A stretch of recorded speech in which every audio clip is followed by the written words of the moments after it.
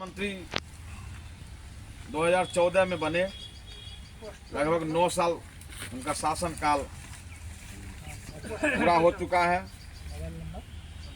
और उन्होंने जो कुछ भी किया है हम सबों के सामने है। भारत का एक एक जनता देख रहा है पैनी निगाह से और हर रोज कुछ न कुछ नया हो रहा है। जो लोग उम्मीद नहीं करता है वो हो रहा है। जो आशा लगाए बैठा है इस काम की बात होगी, वो काम नहीं होता, विपरीत हो जाता। जब वो भाषण देते हैं तो जो बोलते हैं उसके विपरीत काम करते हैं। जो बोलते हैं वो काम नहीं होता है, लेकिन दूसरा काम हो जाता है। मन की बात मन की रेडियो से 100 बार कर चुके हैं, सेंचुरी पूरा चुके हैं। अब कभी शुरू होगा तो 101 होगा, 2 होगा, नहीं तो मन की बात में उन्होंने अपनी मन की बात सुनाया, किसी की मन की बात को सुना नहीं। एक राजा का काम होता है कि पहले जनता का सुने और सुनकर उसकी समस्या का समाधान कर सकते हैं तो कर दें, और नहीं करेंगे तो उसको बुला करके उसका विचार लेंगे कि समस्या का समाधान कैसे होगा, तुम राय दो। और इसीलिए बनाया जाता है कैबिनेट, प्रधानमंत्री सचिवालय। उसका नाम है प्रधानमंत्री सचिवालय। और उसमें सांसद तो 543 होते हैं, लेकिन कैबिनेट मिनिस्टर 10-5 लोग होते हैं, 25-50 होते हैं मैक्सिमम, क्योंकि उनके ऊपर खर्च है, उनके ऊपर जवाबदेही होता है, जेट सुरक्षा दिया जाता है, नहीं विभिन्न तरह की सुरक्षा होता है, विभिन्न तरह की सुविधाएं होती है, हवाई जहाज फ्री है, रेल फ्री है, स्वास्थ्य फ्री है, डॉक्टर फ्री है। और जिस समय आते हैं वोट मांगने के लिए, उस समय कहते हैं हम आपकी सेवा के लिए आए हैं, 3 महीना आपका चरण छुएंगे और 4 बरस 9 महीना आप मेरा चरण छुइएगा। नहीं, 3 महीना हम छुएंगे लेकिन उसके बाद आप छुइएगा। जब आप मेरे पास आइएगा तो हम पहचानेंगे भी नहीं, पहचानने से भी इनकार कर जाएंगे। नहीं तो अभी जो स्थिति हमारे देश का है यही है। और प्रधानमंत्री महोदय ने जो कहा, मैं उस पर चर्चा करने जाता हूँ। 3 बात कहा, 3 ही बात पर हम बात करें। अभी तक जितने भी यहाँ लोग हैं, हम चाहेंगे कि आप 5 मिनट बैठ जाइए। जितने लोग हैं ना, खड़े लोग हैं, अगर दिक्कत है तो आप बेंच पर बैठ जाइए, यहाँ से लोग यहाँ बैठ जाएंगे। जिनको बैठने में दिक्कत नीचे है वो यहाँ आ जाए। आप भी सर आ जाइए, हम ज्यादा समय नहीं लेंगे, ज्यादा समय में नहीं बोलता हूँ। तो कहने के माने उन्होंने 3 बात किया है और यही 3 बात हम लोगों को यहाँ इकट्ठा करने के लिए मजबूर किया। उनका 3 बात हमको यहाँ पर एक दूसरे के साथ चलने के लिए मजबूर किया है।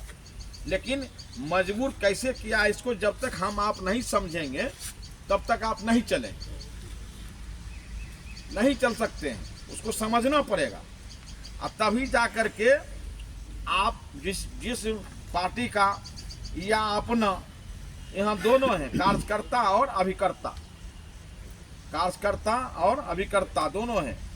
यहाँ लोग अभिकर्ता भी हैं और अपना पैसा खुद जमा किए हैं। नहीं, मैक्सिमम लोग पहले अपने जमा किए हैं तब जा करके दूसरे को कहें। नहीं तो इस तरह की बात है। तो हमारा जो भारत में आज से नॉन बैंकिंग कंपनी नहीं है। कंपनी 2 प्रकार की होती है ना। तो उसमें रेजिडोरी RNBC एक्ट के तहत, RBI का RNBC एक्ट है, उस एक्ट के तहत आपके भारत में आज नहीं 1932 से प्राइवेट कंपनी चल रही है। इसका नाम था पियरलेस। यहाँ बहुत सारे लोग उसका काम किए होंगे, और नहीं किए होंगे तो घनश्याम जी जरूर किए हैं। ये सीनियर इंस्पेक्टर थे, वहाँ पर हटे हैं। 1932 कंपनी। उसके बाद भारत में नेशनलाइज कंपनी आया, LIC ऑफ इंडिया। इसका रजिस्टर्ड हुआ 1 सितंबर 1956 में। तो उससे पहले पुरानी कंपनी पियरलेस थी। और पियरलेस का भी एक समय आया कि बंगाल से शुरू हुआ था और पूरे भारत में गया था, और स्टेट में 2-4 गो शाखा होता था, जिला वाइज नहीं होता था। बिहार और झारखंड मिला के मात्र 4 ब्रांच था। मुजफ्फरपुर, पटना, कटिहार और रांची। और उसके बाद भी लोग गांव-गांव से पैसा ले करके पहुंचाते थे, कटिहार पहुंचाते थे, रांची पहुंचाते थे, पटना पहुंचाते थे, मुजफ्फरपुर। और पियरलेस जब उठा तो उसको भी गिराया सरकार ने। ज्योति बसु के दिमाग में घुस गया कीड़ा, तो उन्होंने ऐसा इंजेक्शन लगाया कि पियरलेस धराशायी हो गया। लेकिन आज भी पियरलेस है, आज भी पियरलेस चल रही है ना। LIC हुआ, LIC का 1 सितंबर 1956 में रजिस्ट्रेशन हुआ। उसके बाद 87 में पियरलेस धराशायी हुआ और सहारा इंडिया का जन्म हुआ 87 में।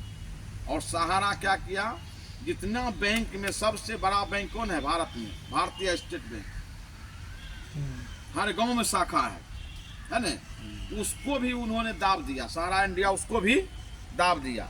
मोहल्ला मोहल्ला में ऑफिस खुल गया, मिनी ऑफिस खुल गया है ना।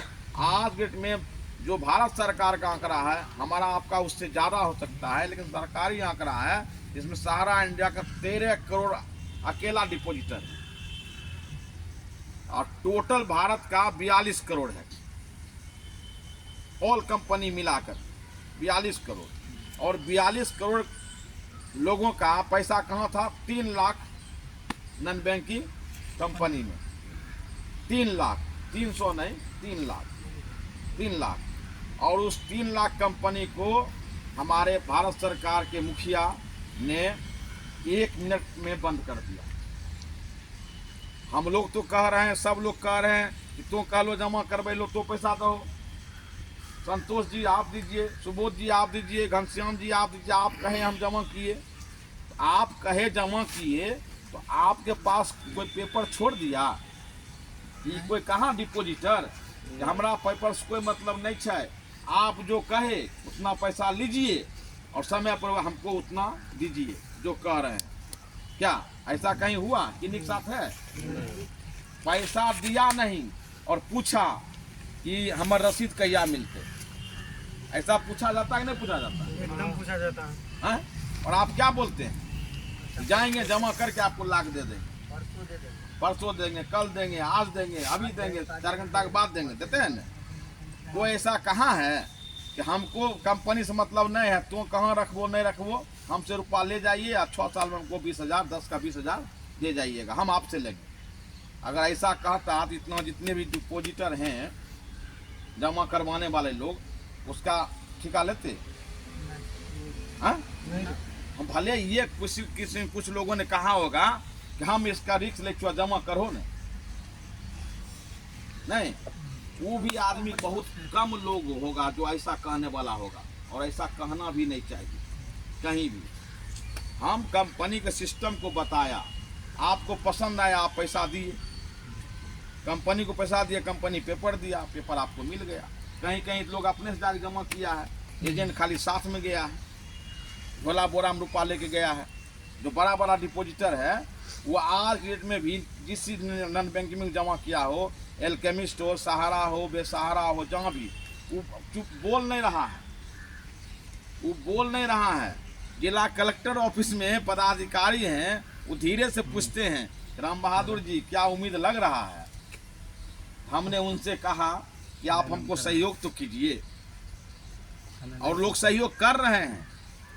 डीएम उनको दिया प्रभार, तो दिल से सहयोग कर रहे हैं, क्योंकि उनका बहुत ज़्यादा इन्वेस्टमेंट है, डर से बोल नहीं पा रहे हैं। बोलेंगे इनकम टैक्स वाला आ जाएगा, है ना।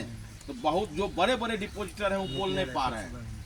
तो इस सब को लेकर के राजनीतिक दुराचार कहिए या सदाचार कहिए, उसको देखते हुए मोदी जी ने अनुराग ठाकुर को एक पावर दिया सदन में, और कहा कि इनके नेतृत्व में बर्ड्स एक्ट कानून बनाओ और जितनी कंपनियां हैं उसको बंद कर दो, और कंपनियां बंद हो गई, है ना।